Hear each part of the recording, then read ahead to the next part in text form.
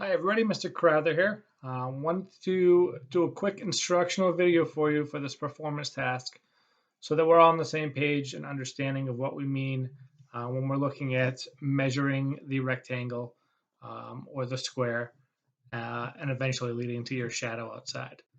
So hopefully you all have some sort of measuring device at home, whether that be a ruler. I have my trusty ruler right here, centimeters and inches. Just make sure you are consistent.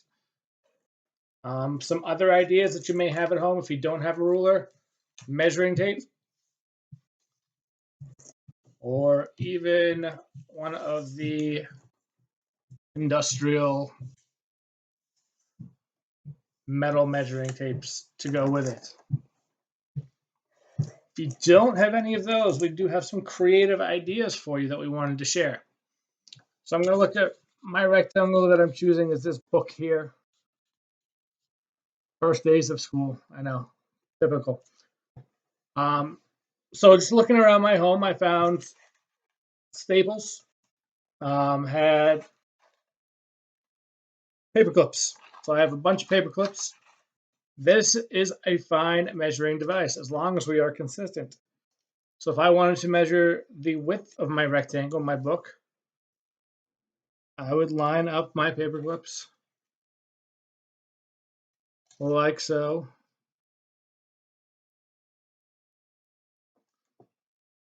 Making sure that they are as flat as they can be.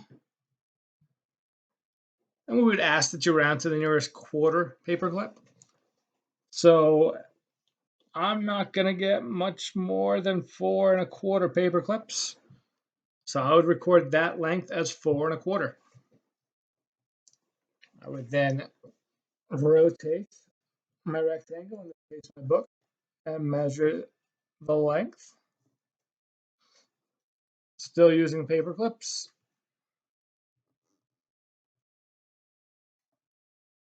And I'm looking at about 5 1/4 paper clips for the length.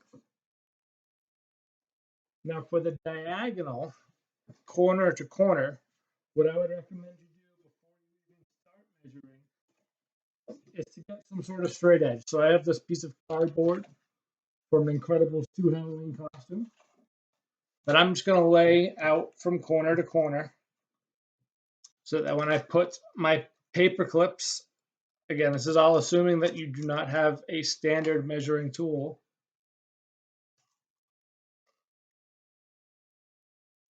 I know I'm going in the right direction.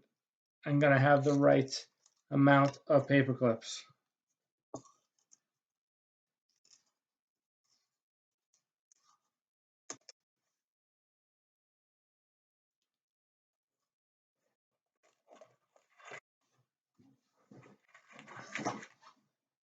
I'll need about a half to finish it up.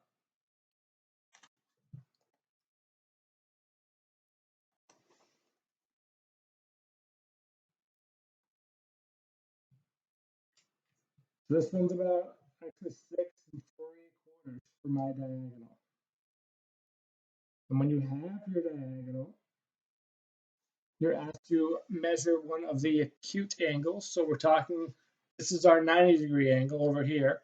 So we want to measure either this angle or this angle down here with our protractor as one of the two acute angles.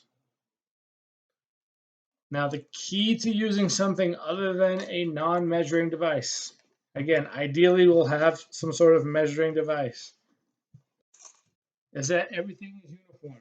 So I found a bunch of safety pins, but as you can see, when I lay them out, they're all different sizes. That's not going to help me. They're all safety pins, but I don't have a uniform size. So if I'm going to use something other than a measuring device, I want to make sure they're all the same size. And this will work for tacks. I found some of my daughter's play cubes.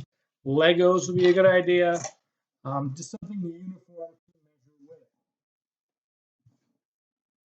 Oh, hopefully that helps get you on the right track and get started in terms of what you are measuring. Again, this was specific to the rectangle. You'll have squares in part one, and you'll be doing your shadow outside. Um, Outside footsteps would be a great way to measure your shadow. If you mark the beginning and end and make sure you're walking in a consistent manner, the number of footsteps or heel to toe would be a great way to measure that. You would then just have to lie down and make sure the same person who measured your shadow measured you in footsteps. So, again, as long as you're uniform, you're going to be good. We understand the difficulties with this remote learning, but we want to try and get you to do something not necessarily sitting in front of a computer. Hope this has been helpful, and feel free to reach out and let any of your geometry teachers know if you have any questions or if there's something else we can help you with.